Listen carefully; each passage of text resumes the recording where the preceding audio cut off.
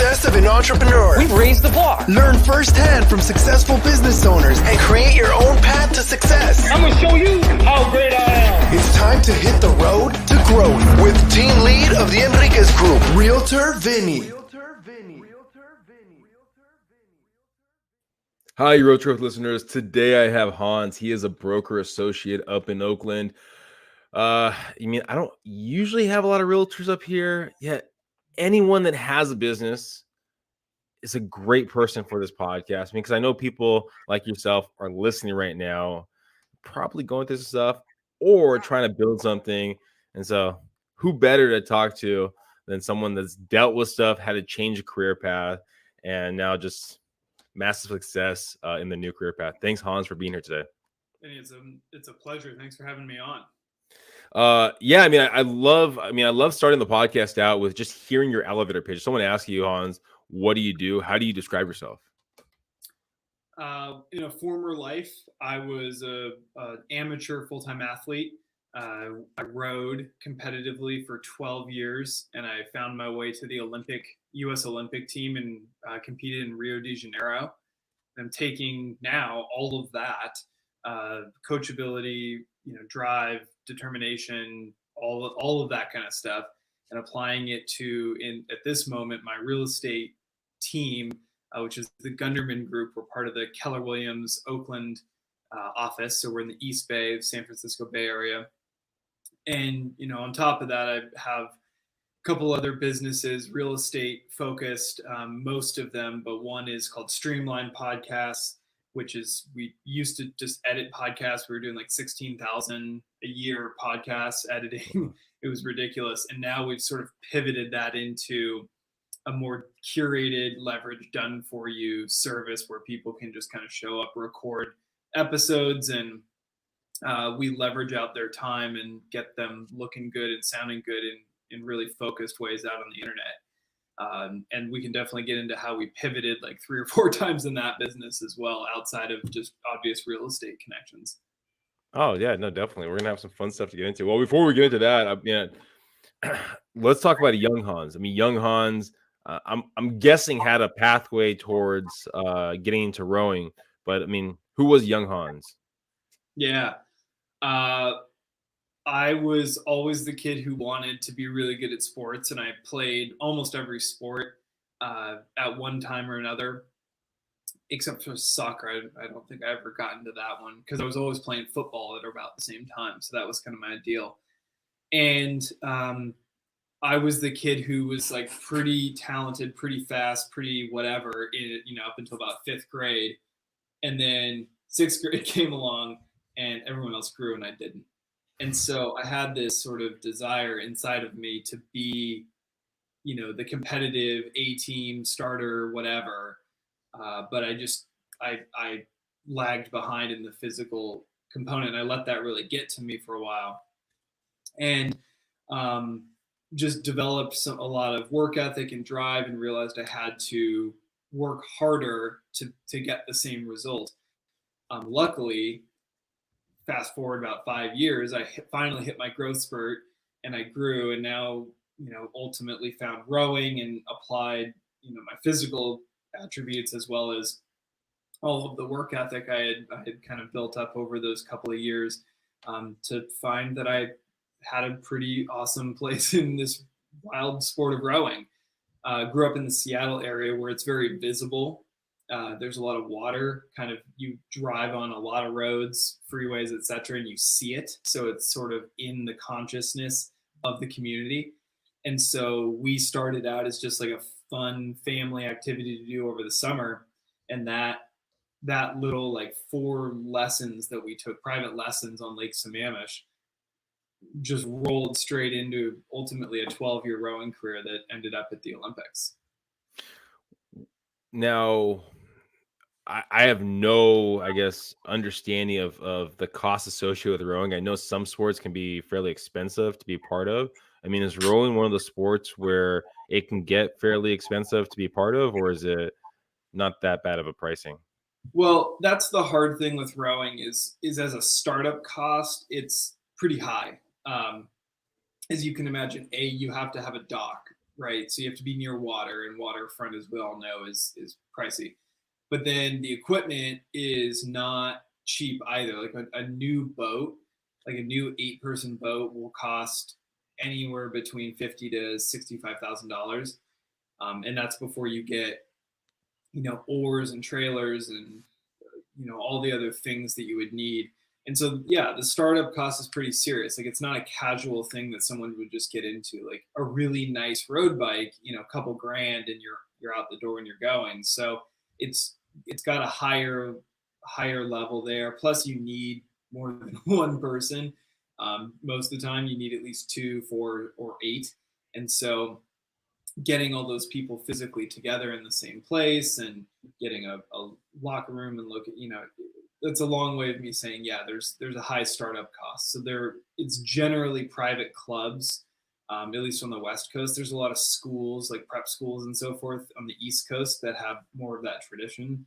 But on the West Coast, it's a lot of private clubs. There's a few high schools that have it, but it's mostly sort of private donations and reasonably high membership dues and that sort of thing. Was that your experience? Was it basically private clubs, or was it through schooling? Yeah, in the Seattle area, it's all private clubs. There's one high school that had a program, and they were relatively small. They only had 1, maybe 2 boats, because the school was pretty small as well. But most of the really competitive teams were these clubs that just kind of pulled from like 4 or 5 or 6 schools in the area. And so I was part of Sammamish Rowing Association, which was the only club on the east side of Lake Washington. And so we pulled all the talent from about 6 or 7 major high schools on the east side, which was really awesome because I went to a small private high school. My graduating class was literally 82 kids. And so I got to know and expand my worldview, my friend group, all of that. And I got to know all these people from literally every high school in the region. So for a variety of reasons, that was a huge shift for me, and a very positive one, though. Now, once you graduate from, because when did you actually go to the Olympics? When was it? How old were you? 2016. So, were you, I guess, in your 20s? I'm guessing. Yeah, I was 27. Okay, so 27. So at that time, when you start getting closer to that part, you're getting probably sponsors and people assisting you, right? A little bit, yeah. I was not fully funded by any stretch of the imagination. So I had family support. I had a few sponsorships here and there, nothing major. It was more like, here's $500 worth of gear toward, from our brand, or, we'll pay a couple $1,000s towards your boat and we'll put our stickers on your boat, kind of thing.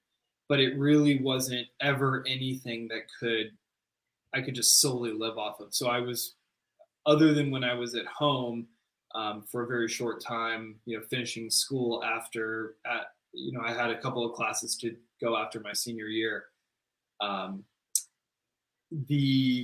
When I moved down to the Bay Area, which was in 2013, to pursue the Olympic team officially as a post grad, I was working. I found a job, and I actually had 3 different jobs at different points, all in sales. And I was between practices doing sales calls or doing whatever it was I needed to be doing to rent and gas and insurance and pay, you're out there in the world, you're pursuing this thing that's really your full-time job, but you're trying to supplement as much as you can. What was more difficult for you? Is the competing for, I guess, the Olympics, or getting the rejection on the sales calls? Well, at that time, it was, I kind of didn't care about the rejection per se. Of course, I wanted to win, but I knew that my primary goal was being in the boat and rowing and training and recovering and eating and all that stuff. And then work really came second or third, depending on what was going on that month. And so, I was sort of ignorantly blissful in a lot of that. So it was just where I'm kind of pursuing the dream and going for it. and if I made some sales, that was great. Of course, I wanted to do better, as did all the managers and everyone else. But I also just was like, I have this one thing that's really most important to me, and everything else is coming second to that. So yeah, rejection sucks, no question about it when someone says no to you.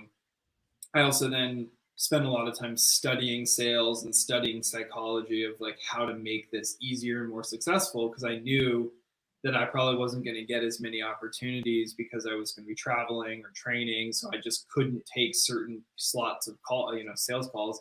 So I had to, bat a higher percentage. So I studied a lot of different things, and some of it worked, some of it didn't. And I ended up, supporting myself well enough and teeing myself up that I didn't have to work I think it was like almost 18 months out from the games, roughly.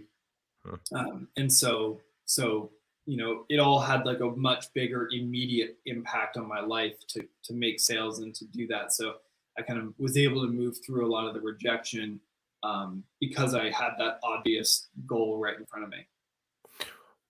When was the point in time that you knew you were going to be, because it sounds like, rowing was, your passion, your main focus, top priority, Yeah. until you basically had to leave it. So when did that point of time come that you knew that you were going to be leaving it? So 12 years, finished in the final in the Olympics. So that would have been August of 2016. I knew I was going to take a year off from training because I had every summer, every break, literally for 12 years was rowing. And so it's just like, I need a minute to reset here and figure out if I'm going to go again for Tokyo. And so I took that year off and I got into real estate, not by accident, because I knew that I always wanted to be in the real estate world. I figured I would be on the commercial side where a lot of my family had spent a lot of their careers. And a friend who was in the San Diego area, was doing a lot of flips and was doing a lot of residential sales, had a big REO business in 09 and 10 at one point. And so he basically was like, listen, you could get your license and I can help you kind of learn how to do this. And then if you want to go back to training, like, that's cool. You can just use our systems from down here. It's one broker license. You just make some cold calls. If you get a lead, I'll just fly up and I'll help you work it. It was pretty low pressure, low risk. So I got in that way and realized that I enjoyed this business in a very high level. Plus it gave me that flexibility. So fast forward to, I gave myself until I think October of 2018 to decide if I was going to go back and train or not, because I figured I needed about that much time to really ramp myself physically up to be ready for Tokyo. And honestly, like, I was just in working. My girlfriend, who I'm now married to, who was also an Olympic rower, we were just having a good time up here, building our businesses. I was starting to get some traction in real estate, and October came and went. And I was like, I don't miss this. I don't miss rowing. And through that process, admittedly, I went to some therapy. I had some coaches, a bunch of different influences in my life who helped me sort of reframe, because we ended up getting fourth in the Olympics, which up until about that time, I saw the massive failure. And once that kind of came and went, and I had reframed it as like, this was part of the journey, not the entire journey in a nutshell. I was on this new path, this new trajectory. I had literally achieved what I felt was my peak physically in this sport. I didn't have as many accolades and medals and so forth as some of the guys, but I think if you ask anyone who I rode with, they'd say, yeah, he probably maxed himself out. Like, I don't think he could have squeezed a lot out. And I was on the top of the ladder. Like, I wasn't like just making it by any means. Like, I was probably one of the top 10 of all time in the United States on the rowing machine. So I had some good wins along the way, and I realized that I achieved the top of this mountain, and to go back and do that all over again just for a medal to validate what. And so ultimately I realized, like, hey, I squeezed the juice out of it. I'm ready for another challenge, go scale a new mountain. And ultimately that October came and went, and I was like, hey, look at that. It's November now, and I'm all right, I guess we're done. I'm moving forward. It was really unceremonious, but it was kind of a process to get there. I think what you said, I mean, probably rings true to a lot of people where they have bigger aspirations, because your aspiration, your goal was to get first place, right? Yet it took you some time to come to the realization that you met the true goal or your capacity. I mean, how long did it take with all your coaches, all the people that you were talking to actually come to that realization that you did the best that you possibly could have done? Yeah, well, as I mentioned earlier, rowing's a team sport, and I was in the 8. So there's literally 7 other rowers plus a coxswain. So there's 9 of us in this boat, and everyone's got their own neuroses and their own fears. Like, we all prepare ourselves physically in whatever way we got to get ready, but then there's kind of this like X factor that has to come together. And that's really what the Olympic final comes down to, is who's prepared, because I think everybody in that race physically is prepared to win a medal that day. But whether you kind of gel and you kind of really find that fine-tuned, you know, sixth, seventh, eighth sense, if you will, and it really starts to come together, is really what determines the winner on the day most of the time, and how predictably can you get into that space. And so between that and sort of realizing like getting some distance from it and getting some space, and realizing that I had really maxed out my body and I mean, I probably could have maintained that level, maybe gotten a little faster here and there, but I don't think that I was going to gain tremendous amounts of fitness beyond what I had gained. And so thinking ultimately for me, it was like the entire lead up to Rio, because they're in 4-year quadrennial cycles. And in that whole lead up, there were many setbacks and times when I just thought, there's no way, I'm done. Like, this is stupid. Why am I, living paycheck to paycheck in this apartment and rowing 2-3 times a day, and, tired all the time and so forth. This is ridiculous, frankly. And then I realized ultimately that we all have a shelf life, and sports is a really obvious shelf life. You just get too old to compete at that same level, right?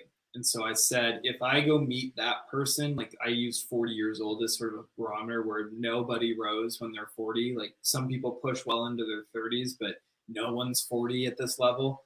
So I said, if I go meet that 40-year-old version of myself, and I have to look that person in the mirror, and that person looks back at me and says, what if when you were 25 you would have just kept going for another 18 months? What if you would have just worked a little harder, or you would have put in a little more energy, or you would have stretched a little better, or whatever it was? What if you didn't make it, and then you got to go face that regret, and you can't do anything about it at that point? Then you got to live with that until you're dead, right? And that's a little morbid, but that's honestly how I viewed it. And so I then, after the fact, looked back on my experience and really start to come to terms with the fact that I felt like I personally did everything that I could have done to get myself ready and to be the best person I could be.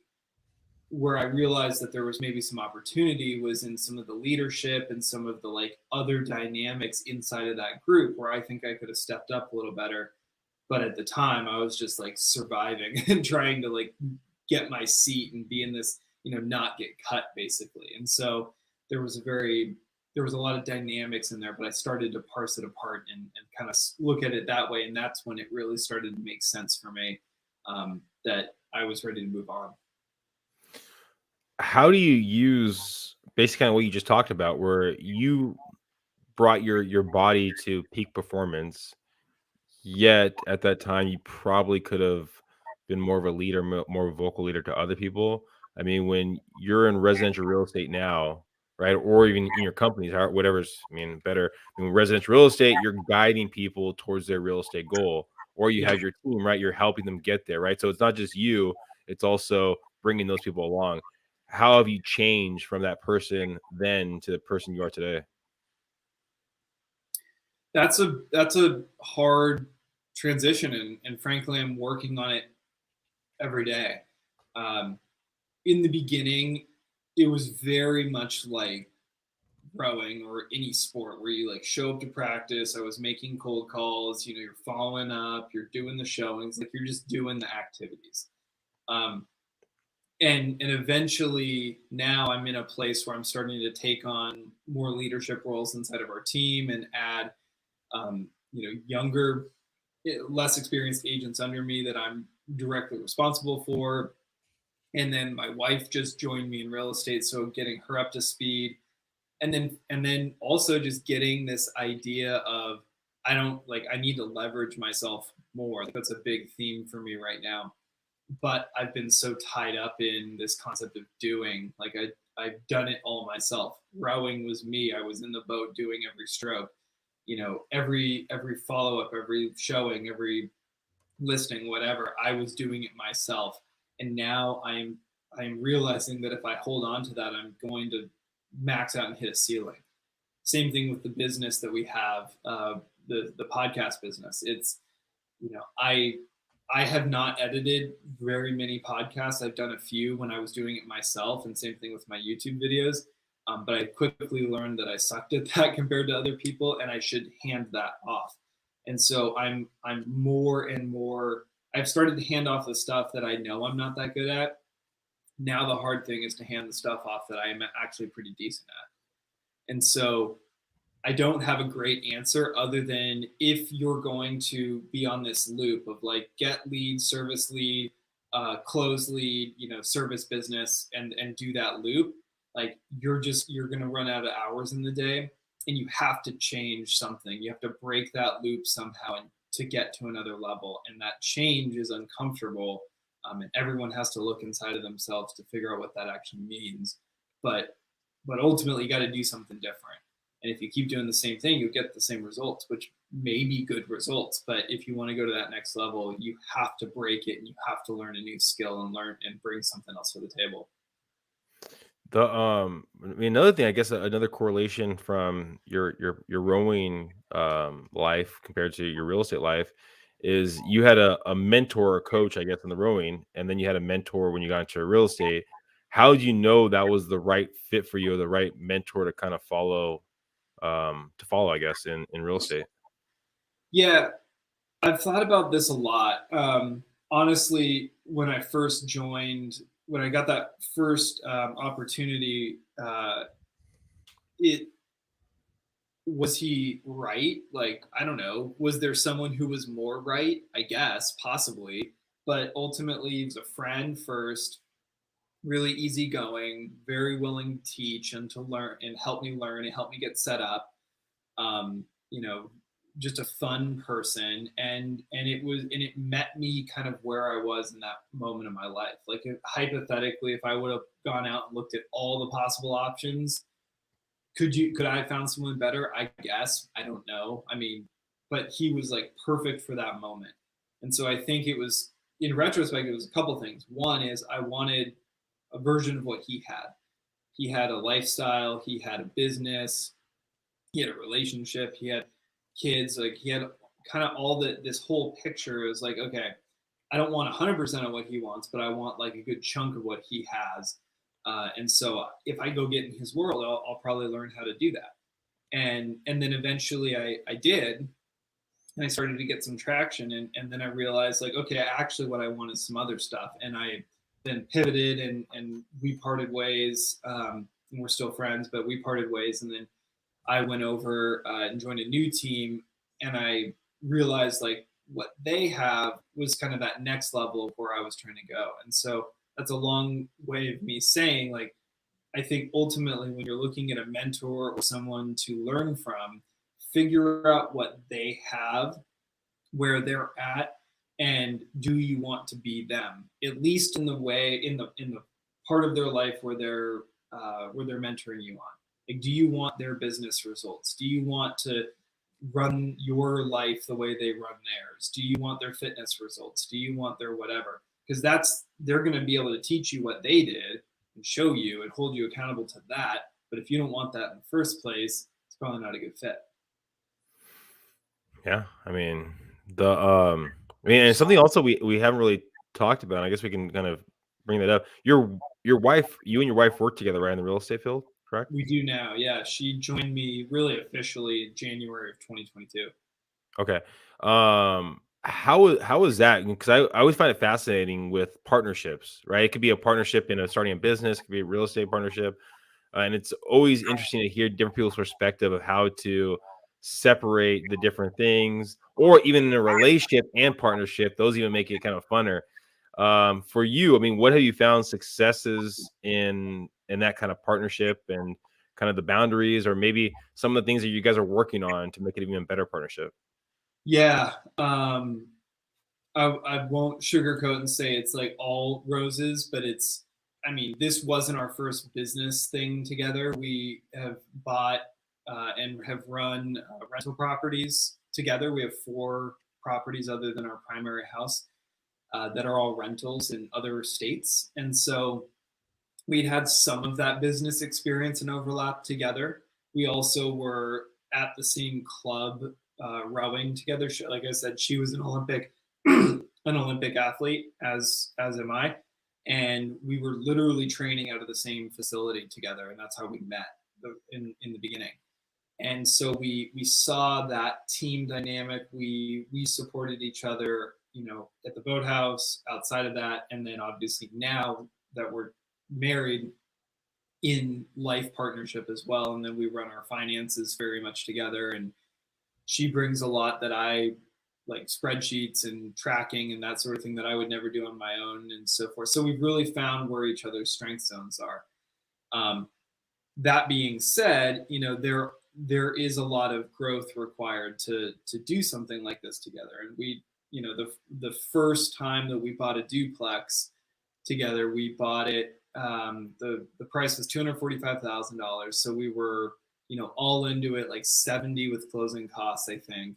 And then we over the next year-ish put another about 55 to 60 grand into it to fix it up and turn the units and so forth. And so we had a little bit of this experience spending money, or rather investing money, making decisions together, firing a property manager, managing ourselves, looking at different softwares, all that kind of stuff.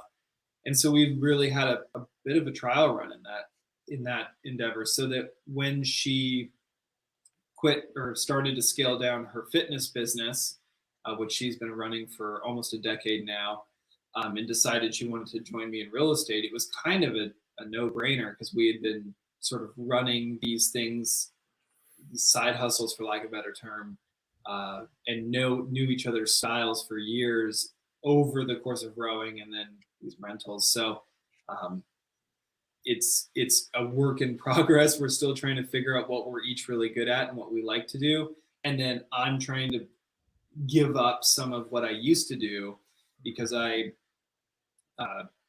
was the person for the longest time, and now there's 2 of us. And so if she takes communication over on a client, like I'm figuring out how to support her in that and let go of that. Or if I'm doing a showing and she's not, we're really trying to just work out exactly how this works, so that we're not stepping on each other's toes, and we're actually putting each other in positions to win. Yeah, I think it's definitely a huge maximizing, leveraging each other, helping each other grow.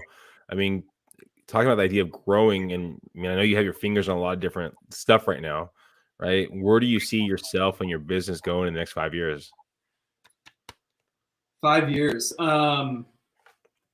I think that there will be some more leadership and ownership opportunities, both inside of the Keller Williams world as well as inside of my team. I know that my team leaders are towards the end of their careers respectively, and they want to step out of transactional work and into some more higher level stuff, and just want to start working a little less. So I'm working to really support them and learn as much as I can while they're here, and then hopefully have some opportunities there. We are very passionately growing our real estate portfolio right now. And so our goal is to have just financial independence as soon as possible within the next 3 years is what we think we can hit based on where we're at and what we've been acquiring and what we're earning and putting aside and so forth. And then from there, gosh, I don't know, because a bunch of people have asked me this question. Is like, once you get a real estate portfolio that sort of pays for your lifestyle, like what do you do? And my honest answer is I have no idea.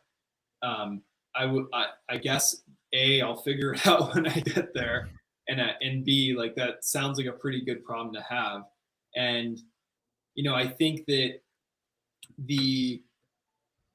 I have never really hit a goal exactly how I thought I was going to hit it, meaning the path, meaning the way it showed up, meaning the outcome. I've hit almost all of my goals at some time or another, but they didn't show up the way that I thought they were when I wrote them down. And so I don't know what the next 5 years is going to look like, other than we're going to continue to scale our real estate sales. We're going to hopefully add a few agents and add a few, give opportunity to some other people who earn it and are ready to step up into our position, like we stepped into this team 4 years ago. And then real estate just becoming better, more educated, and then hopefully bringing our real estate investing knowledge to some of our friends and family and giving them some of those opportunities to invest and experience passive income and so forth. I think that there's something to that over the next 5 years. Thank you so much, Hans, for being on the Road to Growth podcast. If someone's listening and they're either looking to, I guess there's so many different platforms. If they're looking to basically join your team, they're looking to purchase a property in Oakland, if they're, looking to maximize their podcast or their YouTube channel, any of those kind of avenues, what's the best way of them kind of reaching out to you? Yeah. I'll give you my contact information. You can put it in the show notes, but if you want to go to our website, it's Hans and Kristen, HansandKristin.com. That will take you to everything that's about us real estate wise. And then I'm all over social media. On Instagram, I'm pretty active at Chief Snah. That's Chief SNAH. And that you can DM me, and my contact information's in my bio.